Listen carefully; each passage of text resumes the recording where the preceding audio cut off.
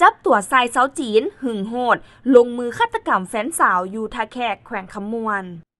เจ้าหน้าที่ปกส.แขวงคำมวนรายงานว่าวันที่ 8 พฤษภาคม 2025 เจ้าหน้าที่ได้นำตัวเท้าไหลหงฟูอายุ 39 ปี สัญชาติและเชื้อชาติจีน กรรมกรอยู่บริษัทยุนหนานเจียงโถ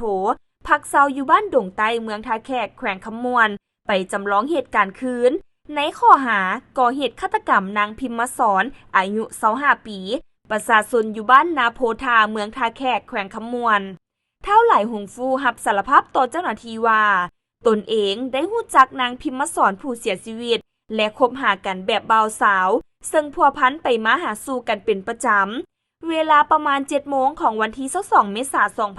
2025 นางพิมพ์มาสอนผู้เสียชีวิตได้ไปถามเอาพาสปอร์ตนำเท่าไหลหงฟูเพื่อจะข้ามไปประเทศไทยแต่บ่ได้พร้อมขอนอนนำนางพิมพ์มาสอนแต่ถูกขัดขืนและบอกให้ไปส่งพาสปอร์ตอยู่ในห้องจากนั้นจึงได้ย่างไปถามนางพิมพ์มาสอนว่า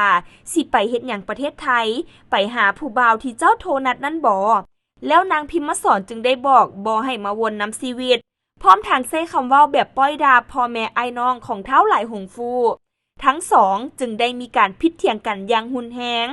นางพิมพ์มาสอนเอามือตบหน้าเท้าไหลหงฟู2 บาทจึงเฮ็ดให้โมโหแล้วยู่นางพิมพ์มาสอนล้มลงเตียงพร้อมบีบคอจนประมาณ5 นาทีจนหมดสติและขาดใจจนเสียชีวิตภายหลังก่อเหตุเท่าไหลหงฟูได้เอาใส่คอค้ำใส่เคสโทรศัพท์ของตนแล้วเอาโทรศัพท์ของนางพิมพ์มาสอนยัดใส่ถุงส่งแล้วยางออกไปห้องเพื่อซอกหาวิธีทำลายหลักฐานอำพรางคดีแต่ในเวลานั้นได้มีหมู่ของนางพิมพ์มาสอนได้มาเอิ้นหาให้นางเมื่ออยู่บ้านนาโพธา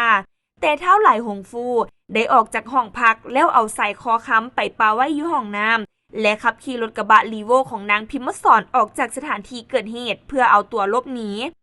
ฮอดเวลา20 โมงของวันที่ 7 พฤษภาคม 2025 เจ้าหน้าที่จึงได้พบเห็นเท่าไหลหงฟูผู้ก่อเหตุฆาตกรรมกำลังกินข้าวอยู่ร้านอาหารแห่งหนึ่งอยู่บ้านดงไต้เมืองท่าแขกแขวงคำมวนจึงได้นำกำลังเข้ากักตัวผู้เกี่ยวมาดำเนินคดีตามกฎหมาย